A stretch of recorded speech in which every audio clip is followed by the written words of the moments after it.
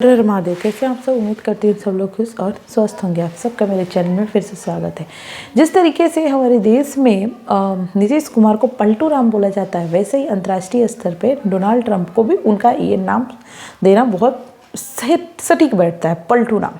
जी हाँ, जिस तरीके से डोनाल्ड ट्रंप ने भारत पे टैरिफ लगाए थे और जिस तरीके से ये बोलते थे कि इनसे नहीं मिलना, उनसे नहीं मिलना, रूस के राष्ट्रपति से नहीं मिलना, रूस से तेल नहीं खरीदना है, लेकिन भारत ने उनका करारा जवाब देते हुए भारत यही नहीं, रूस के राष्ट्रपति व्लादिमीर पुतिन को इन्वाइट किया और वहाँ जो पुतिन है वो भारत भी आए और उन पर कई सारे भारत और रशिया के बीच में समझौते हुए और ये दोस्ती हमेशा थी और हमेशा बनी रहेगी, इसका एक जवाब भी दिया है।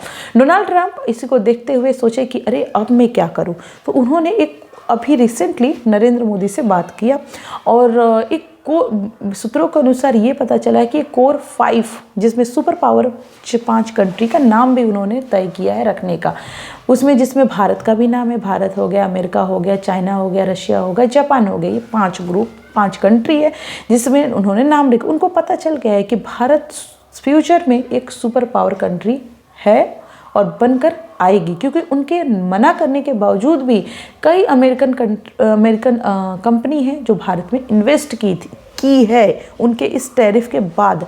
तो उनको ये जो बकवास बातें कर रहे थे डोनाल्ड ट्रंप, उनको उनके ही देश के लोगों ने बताया कि भारत को आप नज़रअंदाज नहीं कर सकते हैं। ये मैं फिर से बोल रही हूँ, भारत के लिए अमेरिका भी बहुत इंपॉर्टेंट है और अमेरिका के लिए भारत भी बहुत इंपॉर्टेंट है। आप ये ना सोचें कि भारत अमेरिका पे पल बढ़ रहा है कि ताकि आप जो बोलेंगे वो बातें करते रहेगा और वही चीज़ करेगा।